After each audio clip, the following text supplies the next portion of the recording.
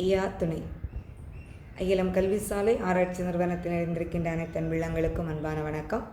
இன்றைய தினம் நாம் விருத்த பகுதியில் இணைந்திருக்கின்றோம். இந்த விருத்த பகுதியில் தொடர்ச்சியாக தினந்தோறும் நாம் இந்த விருத்தத்தை படிப்பதனால் நமக்கு என்ன பலன் கிடைக்கின்றது என்பதை ஐயா நமக்கு இங்கே தெளிவுபடுத்துகின்றார். பார்ப்போம். தினம் ஒரு நேரம் எந்தன்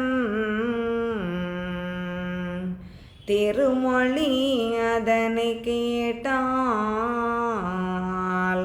பனி வெள்ளம் போலே பாவம் பறந்திடும் நிசமே சொன்னோம்.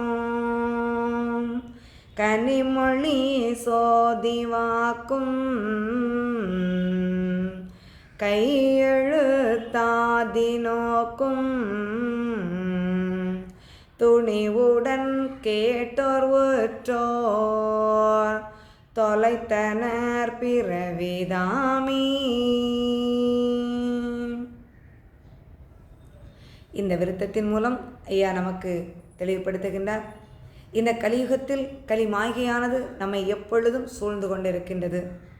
நாம் நேர்மையான உண்மையான கலி என்ற மாயைக்குள் அகப்படாமல் வாழ வேண்டும். இந்த களி பற்றாமல் இருக்க வேண்டும் என்றால் நாம் தினந்தோறும் இந்த ஆகமத்தை படிக்க வேண்டும்.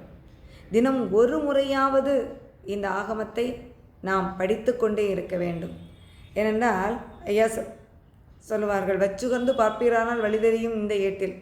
நாம் இந்த ஆகமத்தை படிக்க படிக்க படிக்க ஞானமானது ஊற்றெடுத்து பெருகும். அப்படி ஞானம் நம்மை அங்கே நம்மிடம் ஞானம் பெருக பெருக நம்மிடம் இருக்கின்ற அறியாமை என்ற இருளானது கொஞ்சம் கொஞ்சமாக மறையும். அறியாமை இருள் முற்றிலும் அங்கே மறைகின்ற போது நம்முள் இருக்கக்கூடிய அந்த ஜோதியை, அந்த இறைவனை நாம் உணர்ந்து கொள்ள முடியும். ஆகவே இந்த பனியை, அந்த சூரியனை கண்டவுடன் பனியானது எப்படி மறைந்து விடுகின்றதோ அதுபோல ஞானத்தை நாம் பெறுகின்ற போது இந்த ஆகமத்தை படித்து அந்த ஞான பெருவூற்றானது நமக்குள் அங்கே பெருக்கெடுக்குகின்ற போது அறியாமை என்கின்ற இருள் அகற்றப்பட்டு கலி மாயையிலிருந்து விடுவிக்கப்பட்டு நாம் இந்த தர்மீக வாழ்வை பெறுவோம். அதை ஐயா சொல்லுகின்றார். தினம் ஒரு நேரம் என்ற திருமொழி அதனை கேட்டால் பனி வெள்ளம் போலே பாவம். எப்படிப்பட்ட கர்ம வினைகள் நாம் செய்திருந்தாலும், பாவ வினைகள் செய்திருந்தாலும் அந்த பாவத்திற்குரிய தண்டனையை நாம் எளிதாக தீர்த்து, ஏனென்றால் ஐயா சஞ்சல நோய்பிணி நொம்பலங்களையெல்லாம் அங்கே தண்ணீர் மண்ணாலும் தர்மத்தாலும் தீர்ப்பதற்குரிய வழிமுறைகளை நமக்கு காட்டி தந்திருக்கின்றார். ஏன் நமக்கு துன்பம் வருகின்றது என்பதை நாம் அறிந்து உணர்ந்தால் மட்டும்தான் அதிலிருந்து நாம் விடுபட முடியும்.